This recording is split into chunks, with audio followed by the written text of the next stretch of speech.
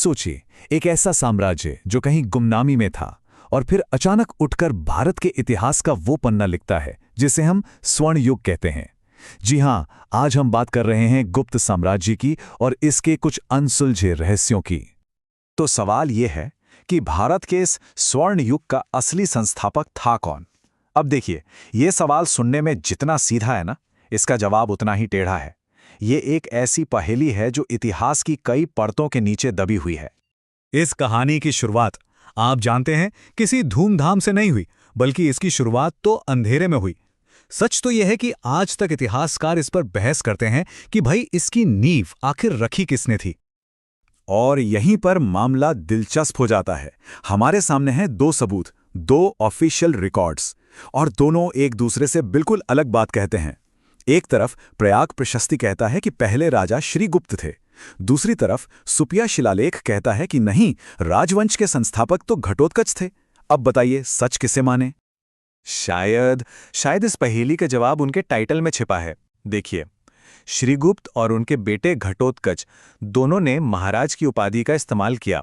अब महाराज का मतलब महान राजा तो है, पर उस जमाने में ये टाइटल अक्सर वो लोग इस्तेमाल करते थे जो किसी बड़े साम्राज्य के अंदर छोटे मोटे राजा या सामंत होते थे। तो सवाल ये उठता है कि क्या वो सच में सम्राट थे या बस किसी और के मातहत शक्तिशाली सरदार? तो फिर ये छोटा सा राज जो शायद किसी और के अधीन था, वो एक विशाल साम्राज्य में कैसे तब्दील हो गया? चलिए देखते हैं। कहानी में एंट्री होती है दो ऐसे शासकों की जिन्होंने पूरा नक्शा ही बदल दिया। और यहीं से सचमुच पूरा खेल पलट गया। पिक्चर में आते हैं घटोत्कच के बेटे चंद्रगुप्त प्रथम। इन्होंने एक बहुत ही स्मार्ट मूव लिया, एक शक्तिशाली लिच्छवी राजकुमारी से शादी की। पर असली दांव तो कुछ और था। इन्होंने उपाधि ली महाराजाधिराज की, यानी राजाओं के भी राजा। ये एक सीधा सीधा ऐलान था, अब हम किसी के नीचे नहीं, हम ही सबसे ऊपर हैं। उनके बाद आए समुद्रगुप्त, एक ऐसे योद्धा जिनकी सैन्य प्रतिभा की कोई सीमा ही नहीं थी।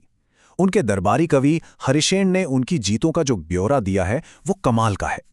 दक्षिण में 12 राजाओं को हराया, फिर उदारता दिखाते हुए उनका राज लौटा दिया। लेकिन उत्तर भारत यानी आर्यावर्त के 8 राजाओं को तो जड़ से ही उखाड़ फेंका। जंगल के राज्यों से लेकर सरहदों पर बसे राज्यों तक सबने उनके आगे घुटने टेक दिए। यहां तक कि दूर दराज के कुषाणों और श्रीलंका तक से नजराने आने लगे। उनकी इसी बेमिसाल सैन्य क्षमता की वजह से इतिहासकार विंसेंट स्मिथ ने उन्हें एक बहुत बड़ा नाम दिया, भारत का नेपोलियन। सोचिए, ये सिर्फ एक टाइटल नहीं था, ये इस बात का सबूत था कि वो वाकई में 100 लड़ाइयों के नायक थे। तो लड़ाइयों और विजय का दौर अब थोड़ा थमता है और साम्राज्य एक नए दौर में कदम रखता है, कला, संस्कृति और ज्ञान का दौर। और इस दौर के महानायक थे चंद्रगुप्त द्वितीय।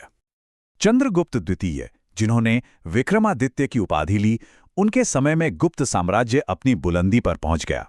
उन्होंने शकों को हराकर पश्चिम के समुद्री व्यापार पर कब्जा किया और उज्जैन को अपनी दूसरी राजधानी बनाया। पर उनकी सबसे बड़ी देन उनका दरबार। वो सिर्फ राजा महाराजाओं की जगह नहीं थी, बल्कि वो उस दौर के सबसे ब्रिलियंट माइंड्स का अड्डा था।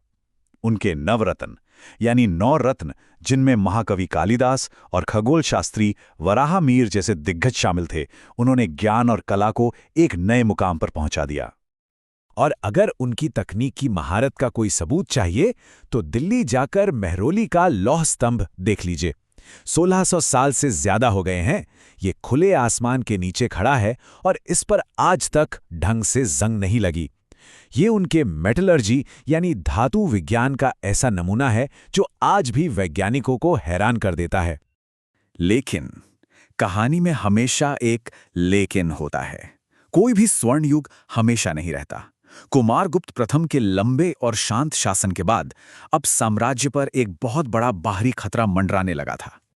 ये खतरा आया मध्य एशिया से, एक नई और बहुत ही खूंखार ताकत जिन्हें श्वेत हूण या हेफ्थलाइट्स कहा जाता है। उन्होंने साम्राज्य की उत्तर पश्चिमी सीमाओं पर दस्तक देनी शुरू कर दी और ये शांति के दौर के खत्म होने का साफ संकेत था। इसके बाद आए आखिरी महान गुप्त सम्राट स्कंदगुप्त। उन्होंने बड़ी बहादुरी से हूणों के हमलों को नाकाम किया, पर इस जीत की एक बहुत बड़ी कीमत चुकानी पड़ी। लगातार लड़ाइयों ने शाही खजाने पर भारी बोझ डाला। और इसका सबूत हमें उनके सिक्कों में मिलता है। जहां पहले के राजा एकदम शुद्ध सोने के सिक्के बनवाते थे, वहीं स्कंदगुप्त के सिक्कों में सोने की क्वालिटी गिरा दी गई थी।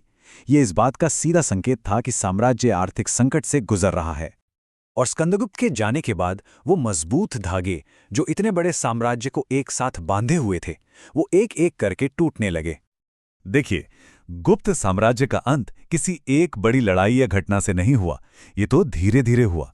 एक तरफ हूणों के हमले रुकने का नाम नहीं ले रहे थे, दूसरी तरफ स्कंदगुप्त के बाद के शासक उतने काबिल नहीं थे। जो सामंत और स्थानीय सरदार कभी वफादार थे, वो अब अपनी आज़ादी का ऐलान करने लगे। अर्थव्यवस्था चरमरा गई थी और राज परिवार में भी आपसी फूट पड़ गई थी। इन सब वजहों ने मिलकर 550 ईस्वी आते आते इस महान साम्राज्य को बिखेर कर रख दिया।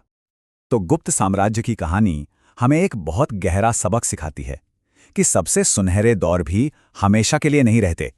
ये अपने पीछे एक ऐसी विरासत छोड़ गए हैं जो शानदार तो है, पर एक चेतावनी भी देती है। और ये हमें एक सवाल के साथ छोड़ जाती है कि किसी भी स्वर्ण युग की पहचान क्या है। क्या वो अपनी शानदार ऊंचाइयों से जाना जाता है, या फिर अपने उस अंत से जिसे टाला नहीं जा सका।